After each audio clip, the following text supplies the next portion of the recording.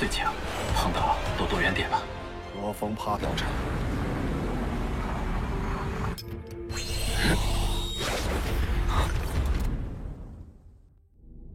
追上了那6头王级怪兽！好。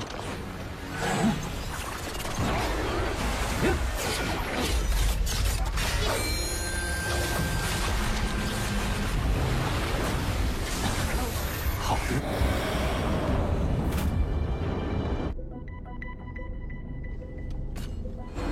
在5万年前，那毁天灭。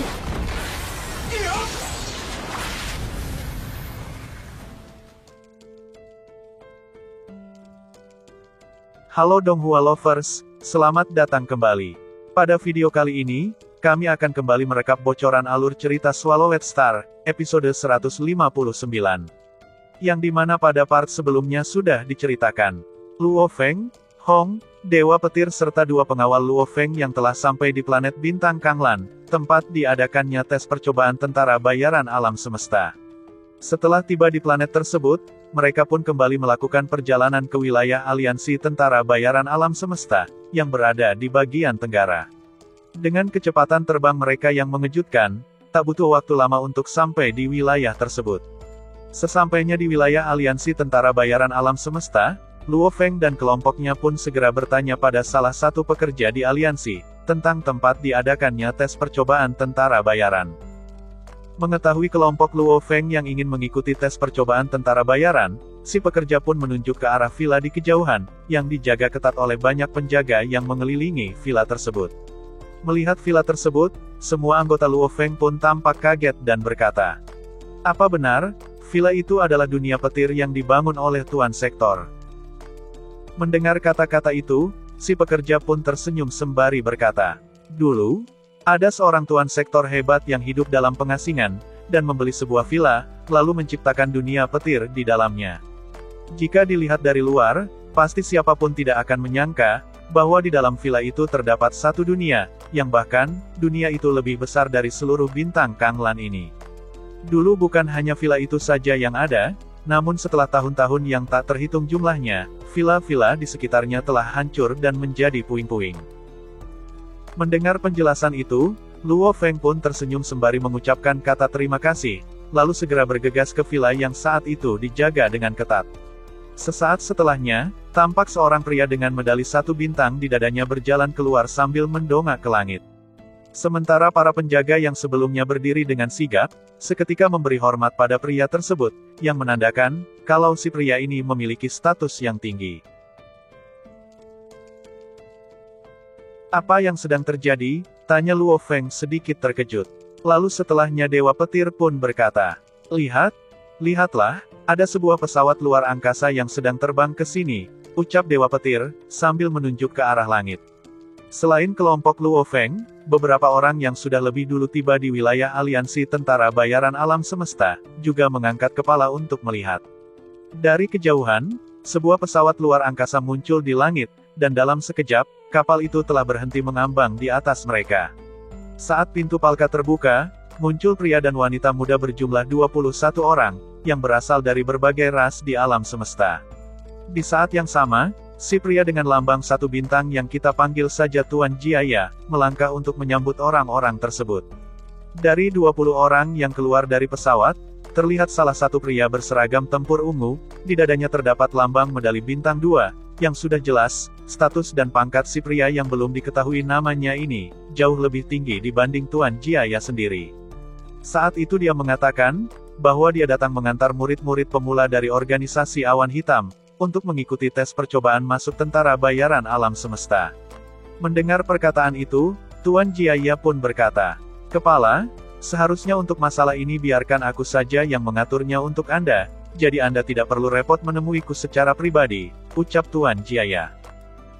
"Tidak bisa seperti itu, sebelumnya Tuan Jiaya telah menyelamatkanku, jadi bagaimana bisa, aku hanya mengutus murid-muridku saja," ucap si pria berseragam tempur ungu, lalu melihat ke arah kelompok pria dan wanita muda, yang merupakan murid pemula dari organisasi Awan Hitam. Lalu setelahnya ia pun kembali berkata, bahwa dalam kelompok para murid itu, ada beberapa bibit yang bagus, ungkap si pria berseragam tempur ungu. Tampak saat itu, sebelum memasuki dunia petir, setiap peserta pun harus dipindai terlebih dahulu. Begitupun dengan para murid dari organisasi Awan Hitam, yang saat itu sedang menjalani proses pemindaian. Setelah proses pemindaian telah selesai, kelompok murid itu pun langsung dibagi menjadi 4 kelompok. Yang dalam tiap kelompok berisikan 5 orang, yang dengan sigap memasuki ruangan villa yang tidak terlalu besar, namun seperti lubang tanpa dasar. Terbukti saat itu, sesaat setelah memasuki villa, ke-20 murid itu langsung menghilang tanpa jejak. Sementara di sisi kelompok Luo Feng, yang saat itu bertanya satu sama lainnya tentang organisasi Awan Hitam. Namun sayang, tak satu pun dari mereka yang tahu tentang organisasi itu. Bahkan, Aogu dan Tai Nanhe yang merupakan ras di alam semesta pun, tidak memiliki informasi tentang organisasi tersebut. Di sela rasa penasaran dari kelompoknya, tiba-tiba, Luo Feng mendengar suara diskusi dari kelompok lain yang berada di samping mereka, yang saat itu sedang berdiskusi tentang kerajaan Gunung Naga Hitam, yang di dalam wilayah kekuasaannya, terdapat 4 organisasi dan 16 keluarga besar. Salah satu dari organisasi itu adalah Serikat Awan Hitam. Dan bukan itu saja, di dalam wilayah Kekaisaran Gunung Naga Hitam, terdapat 2 tanah suci yang diciptakan oleh seorang makhluk abadi. Mendengar diskusi itu, Luo Feng dan kelompoknya tampak kaget, dan terus mendengarkan dengan seksama, saat kelompok lain mulai membicarakan 2 tanah suci, ya satu di antaranya adalah Gunung Naga Hitam, dan Laut Suci Embun Beku. Kedua wilayah ini adalah sesuatu yang diciptakan oleh pejuang abadi, yang di wilayah ini sendiri terdapat beberapa tuan sektor, yang kekuatannya dapat menghancurkan sebuah planet. Sama halnya dengan 16 keluarga besar di wilayah kerajaan Gunung Naga Hitam, yang setidaknya dalam keluarga tersebut terdapat 1 tuan sektor. Namun, walaupun sama-sama memiliki pejuang di tingkatan tuan sektor, namun dari segi kekuatan, ke-16 keluarga besar ini tidak sebanding dengan kekuatan dari 2 tanah suci tersebut. Jika Gunung Naga Hitam, Laut Suci Embun Beku, dan 16 keluarga adalah milik pemerintah, maka 4 organisasi besar adalah organisasi milik rakyat, yang telah ada sejak puluhan ribu tahun lalu. Bahkan, saat ini beberapa tetua mereka telah masuk dan bergabung dengan kerajaan Ganwu. Tampak saat itu, Luo Feng dan kelompoknya benar-benar fokus pada diskusi tersebut, tiba-tiba terdengar, Babata berkata. Luo Feng, ini beberapa informasi rinci tentang kekuatan di kerajaan Gunung Naga Hitam, ucap Babata, diikuti dengan munculnya sejumlah besar informasi yang tampil di pelindung lengan miliknya. Tampak saat itu, Luo Feng menundukkan kepala, lalu mengirimkan informasi itu pada Hong, Dewa Petir, Aogu dan Tai Nanhe.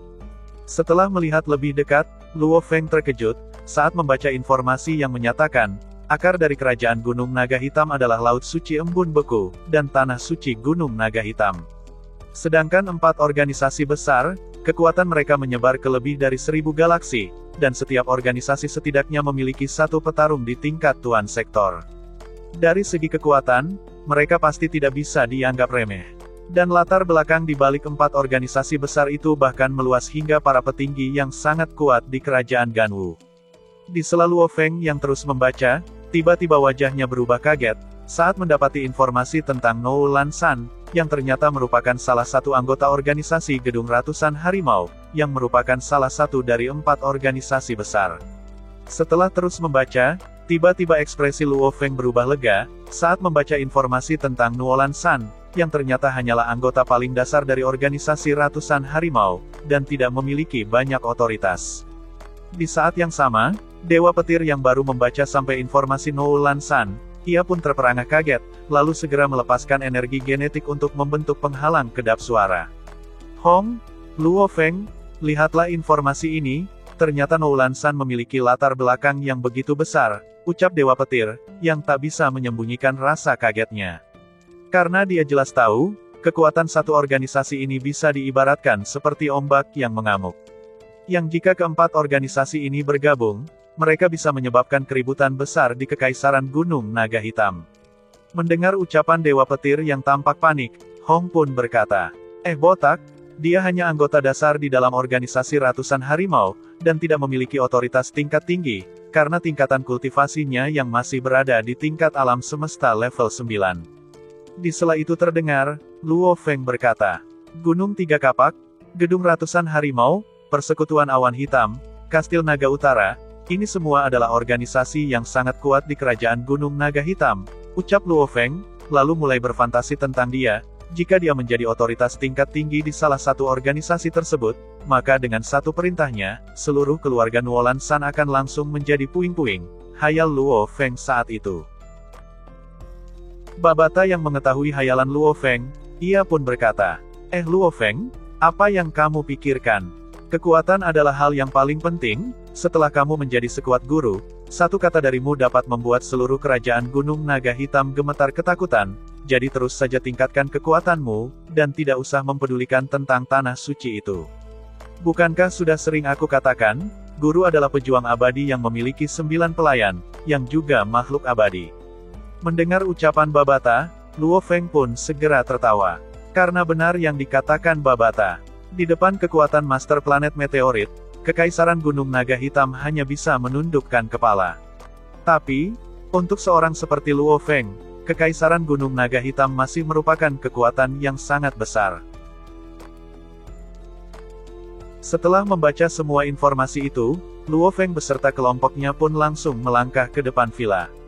Kami datang untuk mengikuti tes percobaan tentara bayaran alam semesta, ucap Luo Feng. Sesaat kemudian, mesin pemindai mulai memindai Luo Feng beserta anggotanya. Saat proses itu telah selesai, sang penjaga di depan villa pun langsung mengangguk, dan membuka pintu villa. Saat memasuki villa tersebut, Luo Feng pun langsung muncul di sebuah taman yang luas, yang di tengah taman tersebut terdapat sebuah villa 3 lantai yang tampak sederhana. Yang di depan pintu villa itu sendiri, berdiri 2 wanita berpakaian hitam dengan ekspresi dingin. Tampak saat itu, salah satu wanita memandangi kelompok Luo Feng dan berkata dengan serius. Para petualang sekalian, aku yakin kalian semua tahu tentang bahaya di dunia Tuan Sektor, dan saat ini kalian masih bisa mundur. Karena jika sudah memasuki pintu ini, maka kalian harus menyelesaikan ujian dengan tingkat kematian yang tinggi, ucap si wanita. Mendengar peringatan itu, Luo Feng pun berkata, bahwa apapun resikonya, mereka semua telah siap untuk mengikuti ujian. Mendengar ucapan Luo Feng, si wanita itu pun langsung membukakan pintu villa sembari berkata, dunia Tuan Sektor ada di lantai 2 villa ini. Setelah mendengar ucapan itu, Luo Feng dan kelompoknya pun langsung memasuki bangunan villa, lalu menaiki tangga ke lantai 2. Tampak saat itu, semua kamar di lantai 2 terlihat cukup normal.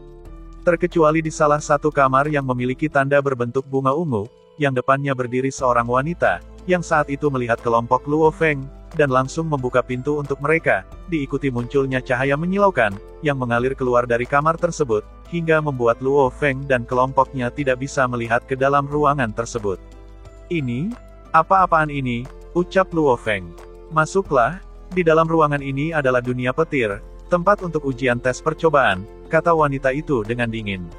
Setelah mendengar ucapan itu, Luo Feng, Hong, Dewa Petir, Ao Gu, dan Tai Nan He saling bertukar pandang, lalu mereka semua mulai berpegangan tangan, karena jika tidak, mereka semua akan dipindahkan ke lokasi berbeda di dunia petir. Tampak saat itu, Tai Nan He adalah orang pertama yang memasuki ruangan yang menyilaukan itu, setelah itu adalah Dewa Petir, Luo Feng, Hong, dan yang terakhir adalah Ao Gu. Setelah semua kelompok Luo Feng memasuki ruangan, wanita di depan ruangan itu pun langsung menutup kembali pintu tersebut. Kembali pada kelompok Luo Feng.